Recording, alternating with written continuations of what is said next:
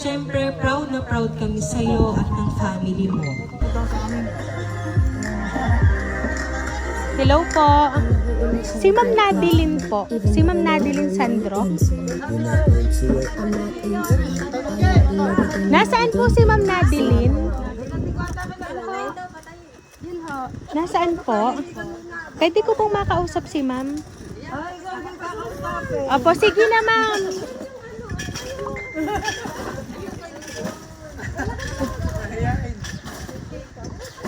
Sige na po, samahan nyo na lang po dito si Ma'am. May surprise! May surprise! Parang bata.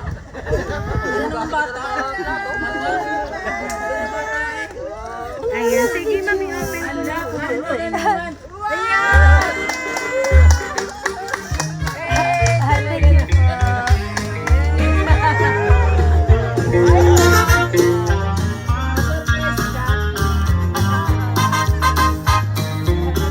Ayan, so Ma'am Nadilin, at dahil ngayon pong araw na ito, meron ka po natanggap ng surprise.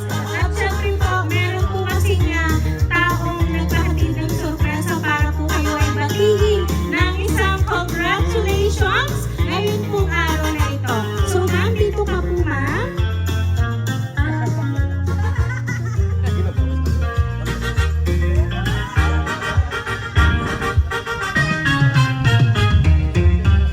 Ayan, so Ma'am Nadilin, ito po ang balloons para po sa inyo. At syempre, hindi lang balloons ang inyo po mahahawakan. Kasi meron din po kayong matatanggap na bouquet of money na worth 7,000 pesos. Ayan.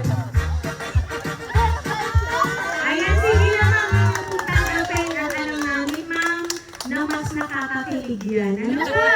Ayan, so Ma'am, alam naman po namin siguro may idea ka Ma'am kung sino po ang nakatanggap. Ayan, so syempre Ma'am, gusto rin po namin malaman at marinig kung tama po ba yung idea nyo kung sino ang nakaalala na ikaw po ay congrats ngayon pong araw na ito. Meron.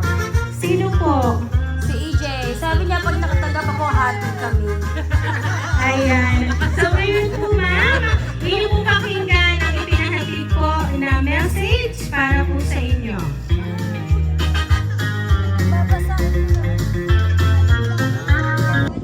Gusto ko lang sabihin sa aming nagtapos na si Nadilin Sandro, syempre proud na proud kami sa iyo at ng family mo.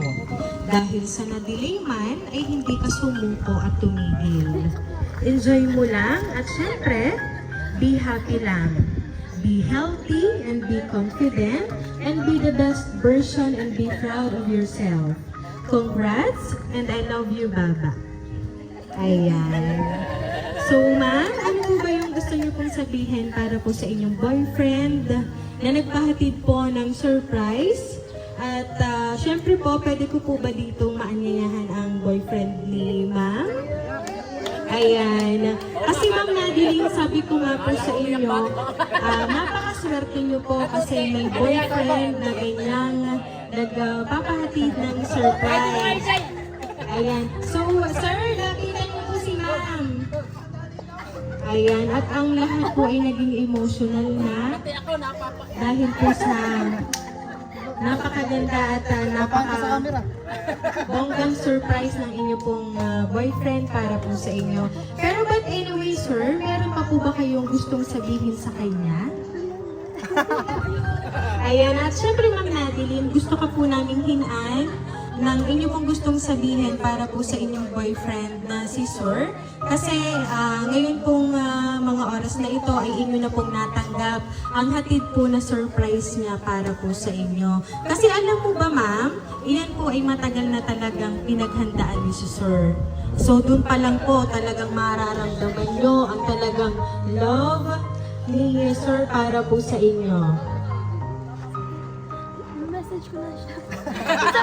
sabi ko na sa kanya mamaya. Hindi na, mag-message ka na lang.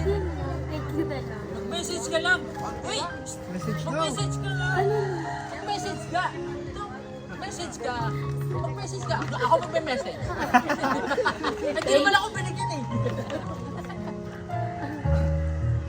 Nako, Pasensya na kayo, mahihain ho.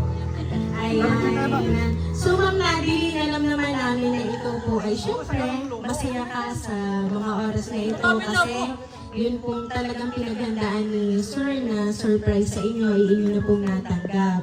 So, alam namin masayang-masaya po kayo ngayon. So, kaya naman po, Ma'am Nadine, once again, congratulations!